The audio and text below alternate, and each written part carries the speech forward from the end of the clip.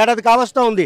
ఇచ్చిన హామీలు నిరుద్యోగి యువకులంటే అంత అలుసుగా కనిపిస్తుంది. కూటమి ప్రభుత్వంకి కొలువులు ఇస్తామని చెప్పారు, కొలువులు తీసేసి రోడ్డును పడే పరిస్థితి. ఏ విధంగా తీసుకొచ్చి పరిణామం, ఎటువంటి పోరాటం చేస్తారు? మీరు ముందు నుంచి చూడొచ్చు, 14 సంవత్సరాలు ముఖ్యమంత్రి చేశారు. మోసాలు, వెన్నుపోటు, ఇది మాత్రమే ఆయన ఎజెండాగా తీసుకున్న నాయకుడు చంద్రబాబు నాయుడు గారు. ఈరోజు కూటమి ప్రభుత్వం అంటున్నారు కానండి, అంటే ఓపెన్గా చెప్తాను నేను, పవన్ కళ్యాణ్ గారిని బానిస కింద వాడుతున్నారు. మీరు చూసుకోవచ్చు, ఆయనకు కావాల్సినవి ఇచ్చేసి వదిలేశారు తప్ప ఏ డెసిషన్ కూడా ఆయన తీసుకోవట్లే. అన్ని చంద్రబాబు నాయుడు గారు తీసుకుంటున్నారు. ఈ పరిస్థితుల్లో 20 లక్షల ఉద్యోగాలు ఇస్తానన్నారు, 20 లక్షల ఉద్యోగాలు ఇవ్వలేదు.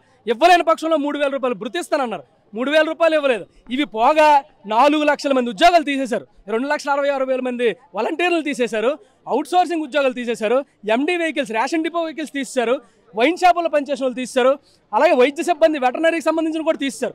4 లక్షల ఉద్యోగాలు తీసేసి 4 లక్షల ఉద్యోగాలు తీసేసిన కుటుంబాల తాలూకు ఏడుపులు పెడుపులతో మీరు ఆనందపడతారా? మీరు ఇదేనా మీ ప్రభుత్వం?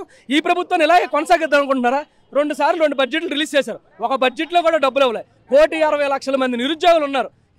ఇంచుమించు వాళ్ళకి ఇవ్వాల్సిన డబ్బులు 3,000 రూపాయలు ఇవ్వాలి. ఆల్మోస్ట్ 57,000 రూపాయలు, 57,000 కోట్లు ఉంది.